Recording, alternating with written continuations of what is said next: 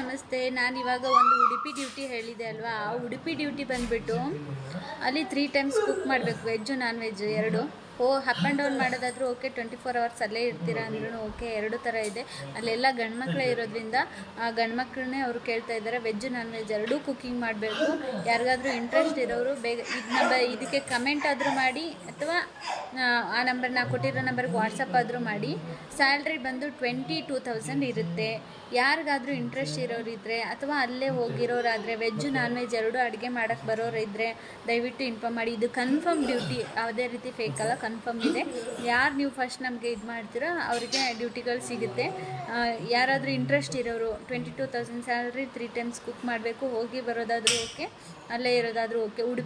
ಉಡುಪಿ ಸ್ಟೈಲಲ್ಲಿ ಯಾರಿಗಾದರೂ ಅಡುಗೆ ಮಾಡೋಕ್ಕೆ ಬರೋರಿದ್ದರೆ ಬೆಸ್ಟ್.